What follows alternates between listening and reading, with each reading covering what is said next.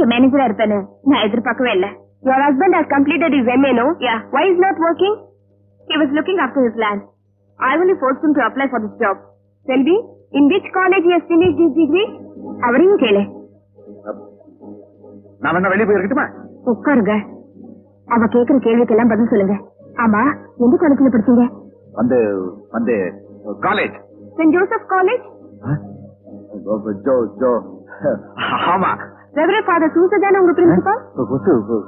அவரே வச்சுக்கங்களேன். Your husband is very funny. என்ன உங்க பண்ணிக்கின்னு திட்டுறாங்க? எம்ஏல நீங்க எக்கனாமிக்ஸா ஹிஸ்டரியா? ஆமா, நான் காலேஜுக்கு ஹிஸ்டரி போட்ட சொக்கா தான் போட்டு போவேன். போதும் உங்க விளையாட்டு. சர்டிபிகேட் கொடுங்க. சர்டிபிகேட்? எஸ். இங்க வந்த இடத்துல உட்காருங்க.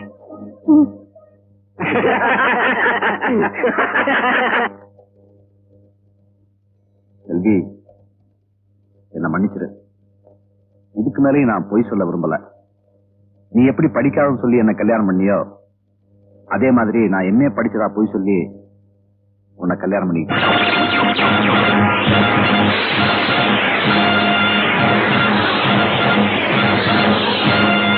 ஐம் சாரி செல்வி, உன்னை விட படிப்புல ஒரு படி குறைஞ்சவரை கூட கல்யாணம் பண்ணிக்க மாட்டேன்னு சொன்ன நீ ஒண்ணுமே படிக்காதவரை கல்யாணம் பண்ணிட்டு இருக்க.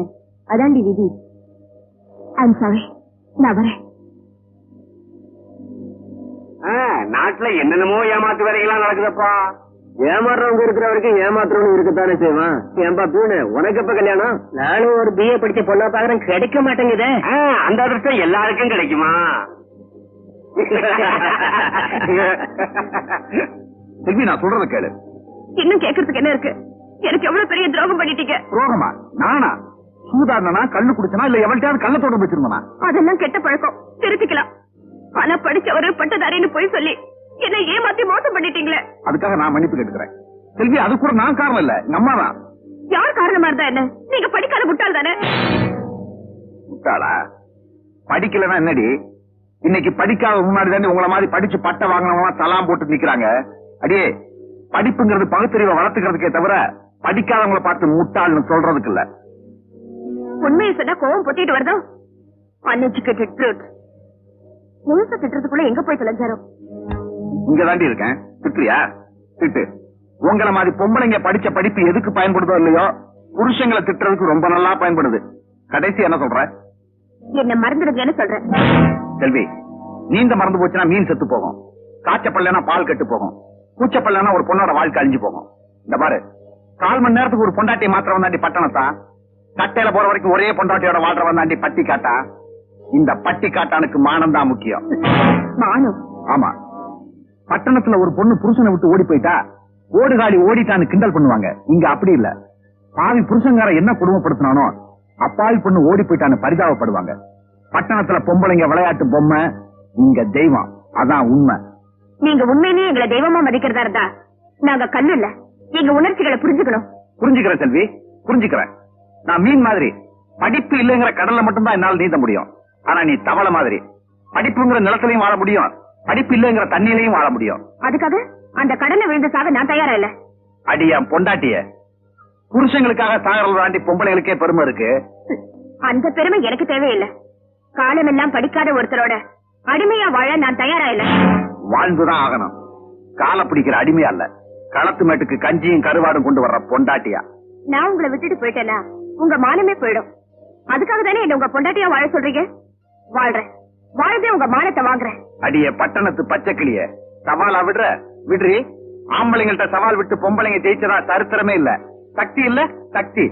உலகத்துக்கே சக்தியை கொடுக்கிற பராசக்தி அவளே பரமசிவன்ட்ட தோத்து போயிட்டா. அது புராணம். புராணம் மட்டும் இல்ல, தத்துவம். புரிஞ்சுக்க. புருஷனுக்கு சமமா சக்தி எப்படி எல்லாமா ஆடி பார்த்தா, கடைசியில சிவன் காலை தூக்கி தலையில வச்ச உடனே அவளே ஆடி போயிட்டா. பொம்பளைங்க நீங்க ஒரு எல்லை வரைக்கும் தாண்டி ஆட முடியும், ஆம்பளைங்க நாங்க அந்த எல்லையை தாண்டியும் ஆடுவோம். இப்ப நான் சொல்றேன், நீங்களே உங்க வாயால என்ன உங்க வீட்டை விட்டு இந்த ஊரை விட்டு போயிடுன்னு நான் சொல்ல வைக்கிறேன். அடே சவாலா விடுற? நான் சொல்றேன், என்னைக்காவது ஒரு நாள் உன்னை நீ படிச்ச படிப்பையும் என் கால்ல விழ வைக்கல, நான் இந்த தமிழ் மண்ணில் பிறந்தவன் இல்லடி.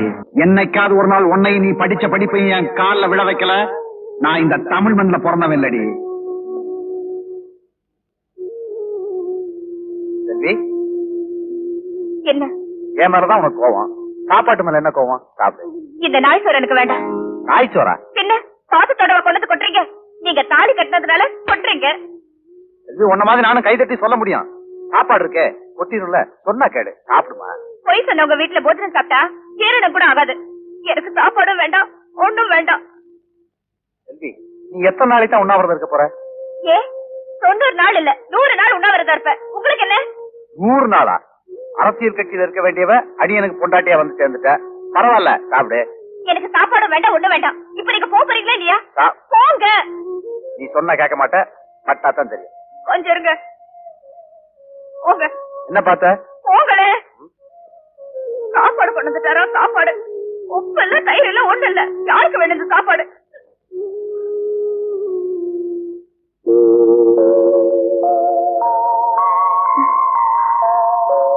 வயிறு என்னமோ பண்ணுதே, பசிக்குது போல இருக்கு.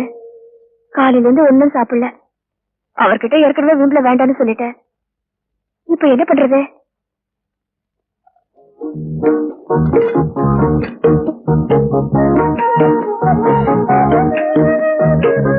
பழைய சோறா இருந்தாலும் பசியில ருசியாவே இருக்கு.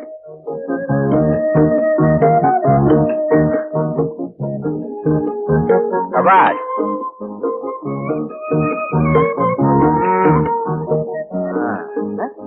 என்ன பேச மாட்டேங்கிற? வாயில என்ன கொலக்கட்டையா இல்லையா? பின்னாடி என்ன வச்சிருக்கோண்டா? சோறு. அட, பச்சை நாய் சோறு பால் சோறு ஆயிருக்கா? நீங்க கை தட்டி கிண்டல் பண்ணீங்கன்னா எனக்கு சோறு வேண்டாம், ஒண்ணும் வேண்டாம். சரி சரி சரி, சாப்பிடு. முடியாது. சாப்பிடுனா? முடியாது. முடியாது. சாப்பிட போறியா இல்லையா? வேண்டாம். இப்ப நான் கையில வச்ச கத்திய என் கழுத்துல வச்சு உன்னை விதவையாக்குறதுக்கு ரொம்ப நேரம் ஆகாது. இப்ப நீ சாப்பிட போறியா இல்லையா? என்ன பயமுறுத்துறீங்களா? சரி சரி, ஒண்ணும் பண்ணி தொலைக்காதீங்க. நான் தின்னு தொலைக்கிறேன். என்ன மறுபடியும் ஸ்ட்ரைக்கா? உப்பு இல்ல, ஒண்ணு இல்ல. யார் சாப்பிடுவா? அப்படியா?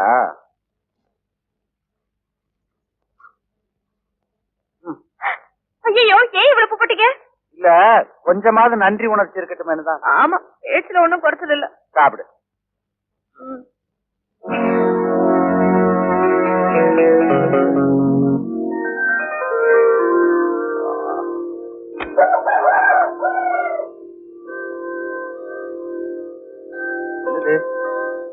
நம்ம காயத்துக்கு மருதானிய மருந்தா வச்சிருக்காங்க. யாரு?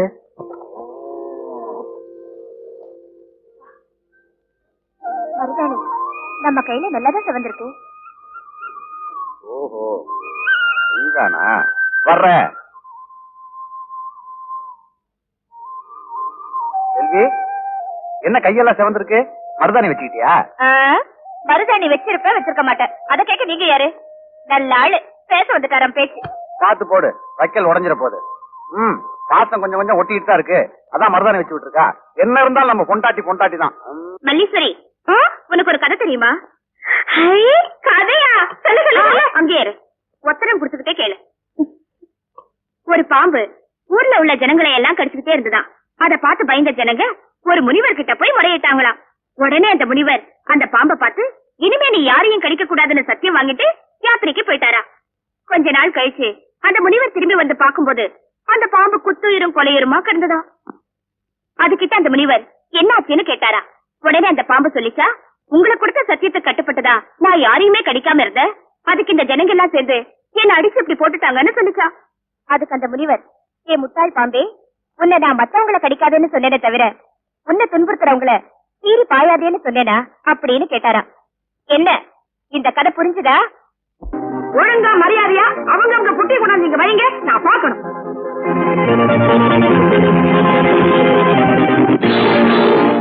என்ன அது நாமா? உங்க அப்பன் உன் தங்கச்சி எனக்கு கல்யாணம் பண்ணி கொடுக்கும் போது இத சீதனமா கொடுத்து பத்திரமா வச்சுக்குங்கன்னா இன்னைக்கு தான் திறந்து பாக்குறேன். என் அப்பவை திறந்து பார்க்க வேண்டியது. அன்னைக்கு திறந்து பார்த்திருந்தாலும் இதே நாம தான் இருக்கும். எங்க அப்பன் போட்ட நாமா அப்படியே வெங்கடாஜலபதி. ஆமா, பெரிய கோயில் கட்டி வச்சிருக்காரு, கும்பிடுறாரு. இந்தாங்க என் பெட்டி. அதையும் திறந்து பாருங்க. திருநூறு இருக்க போகுது.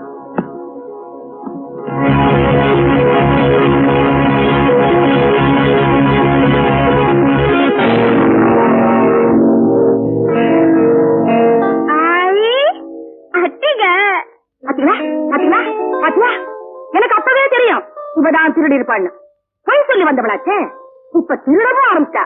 அடியம்மா செல்வி, உங்க அப்பன் 10 பவுன் நகை தான் போட்டு அனுப்பிச்சான். அதுவும் ஒரிஜினலா டூப்ளிகேட்டாலும் தெரியல. நான் கஷ்டப்பட்டு சம்பாதிச்ச அடிக்கையும் அடிச்சுட்டு போலாம்னு பாத்தியாடி. அம்மா செல்வி, அவ பேசிக்கிட்டே இருக்கா, நீ சும்மாவே இருக்கியம்மா. அந்த அட்டிகை உன் பொட்டிக்கல எப்படி வந்துச்சு? அதுக்கு கால் வாசி வந்துருச்சு போல இருக்கு. இனிமே இந்த திருட்டுலாயே ஒரு நிமிஷம் கூட இந்த வீட்டுல இருக்கவே கூடாது. போடி. இந்த வார்த்தையை உங்க புள்ள வந்து சொல்லட்டும், நான் போறேன். என்ன தாங்க ஒரே கலாட்டா? மதி, அருமை வீட்டுக்காரி என்னுடைய அண்டிகை திருடிட்டாரா? இத சொல்றதுக்கு உனக்கு வெக்கமா இல்ல? அம்மாவே திருடி இருக்காங்கறியா? யார் விட்டாங்க, யார் பாத்துட்டு? நீங்க எப்படி அவ வீட்டுக்குள்ள வந்துச்சு? அப்படி கேளுமா. இவ சிநேகிதி கல்யாணத்துக்கு போறேன்னு சொன்னா, இவ வெறுங்கலத்தோட போன உன் கௌரவம் தானே குறைஞ்சு போங்க. அதனால வேற ஒரு கழுத்து வாங்கி தர்றேனியா? இல்லப்பா, நகையை கேக்குறத மாடி போனேன். அம்மா நல்லா படு தூங்கிட்டு இருந்துச்சு. நகை எடுத்து வந்து அவ பெட்டியில வச்சு நான் தானே பூட்டினேன். இந்த விவரத்தை அவங்க கிட்ட சொல்ல வேண்டியதானே? நியாயம் நம்ம பக்கம் இருந்தாலும் வாய் பேசணும்ல. அட்டிய சமாச்சாரம் அணுண்டு மாதிரி வெடிக்கும் நினைச்சேன், புஷ்னு போயிடுச்சே. மாமா, இருந்தாலும் அத்துக்கு ரொம்ப அவசரம். பாவம், அக்காவை கண்டபடி திட்டாங்க. செல்வி, நான் கூட உன்னை லேசா சந்தேகப்பட்டுட்டேன். அதனால என்ன லேசா மன்னிச்சிருமா. இந்த பொட்டியை எடுத்துட்டு போயிடுறேன். ஏன்பா? இனிமே ஏதாவது காணாம போனா திறந்து காமிக்கணும் பாரு, அதுக்காகத்தான். நீ திறக்க வேணாம், மூடியே வச்சுக்கோ. யோ கோடாங்கி, எல்லாம் உன் தங்கச்சினால வந்த குழப்பம். ஆய், என்ன மண்ணு பாத்துக்கிட்டு இருக்க? கொண்டாங்க. என்ன தங்கச்சி கழுத்த ஒரு மாதிரி வச்சுட்டு போகுது? அமிர்தாஞ்சன் எடுத்து கொடுத்துட்டு வரேன். உன்னை சந்தேகப்பட்டதுக்காக உன் மாமனாரே உன்கிட்ட மன்னிப்பு கேட்டாரு. இவ்வளவு நல்லவங்களை எல்லாம் விட்டுட்டு நீ போகணும்னு நினைக்கிறியா? உன் மேல திருட்டு பழி விழுந்தா நீ இந்த வீட்டை விட்டு போயிடலான்றதுக்காக நீயே நகை எடுத்து உன் பெட்டியில பூட்டி வச்சதை நான் பார்த்தேன். என்கிட்ட போட்ட சபதத்துல நீ ஜெயிக்கணுன்றதுக்காக போய் நீ திருடிங்கிற பட்டத்தோட வந்து வீட்டை விட்டு போகணும். வேற ஏதாவது முயற்சி பண்ணி பாரு. ரொம்ப நல்லா நினைச்சிட்டீங்க.